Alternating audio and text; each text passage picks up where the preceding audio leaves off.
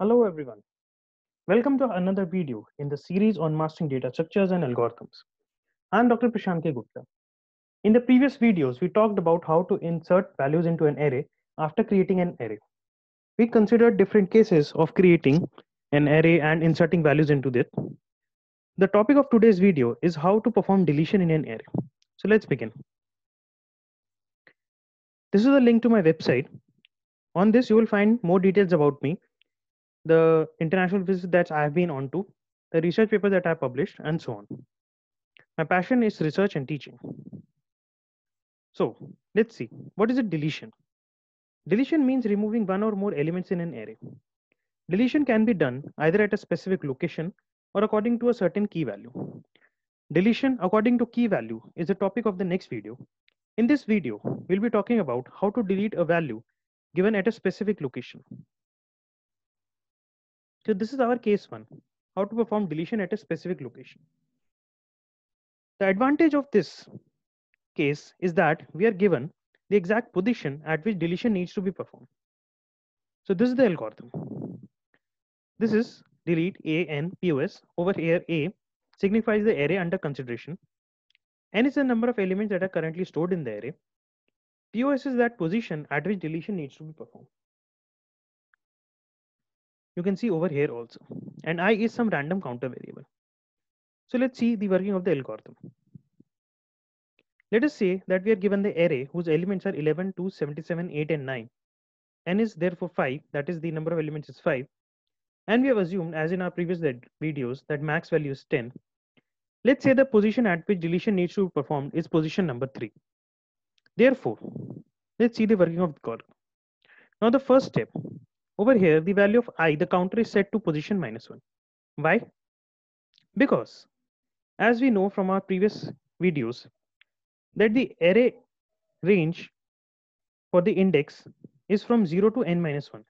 Therefore, since we want the deletion to be performed at the third position, so that actually means that the deletion is at the second index. So as soon as we go over here, this execution of the statement causes position to be set to value of 3 minus 1, that is 2. So the counter variable becomes 2 over here, and you can see over here value of I is set at 2. So now the deletion needs to perform at this index.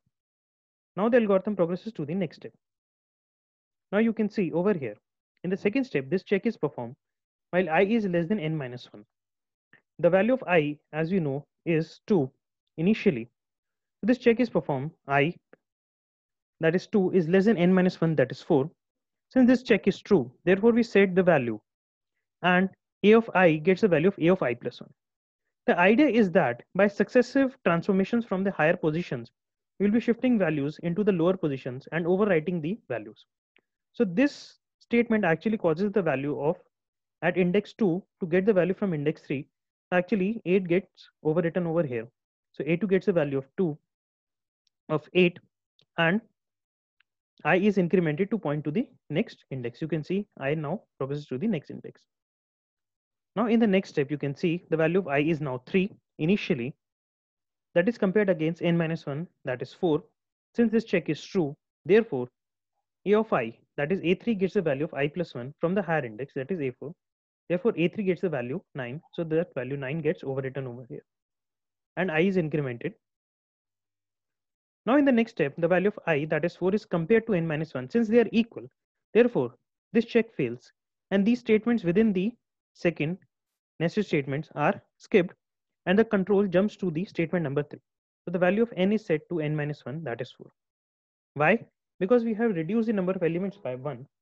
Therefore, the effect of this statement is that now array becomes 11, 2, 8, and 9. So this is the conversion of the step-by-step procedure from the algorithm to the C program. You can see over here, we have set the value of int a, max, I, n, and position. And then we are prompting the user to enter the array size and enter the position at which deletion needs to perform. From here, this is a pretty straightforward case where the value of I is position -1. So we initialize this counter variable over here. We check over here the value of I is less than n-1, and this incrementation of I plus 1 is performed inside this. Within this statement, the a of I gets the value of a of I plus 1. When this control exits, we set the value of n as n minus 1 over here. So thank you all for watching this video, and don't forget to subscribe to our channel. More and more good videos will be coming up very soon. Thank you.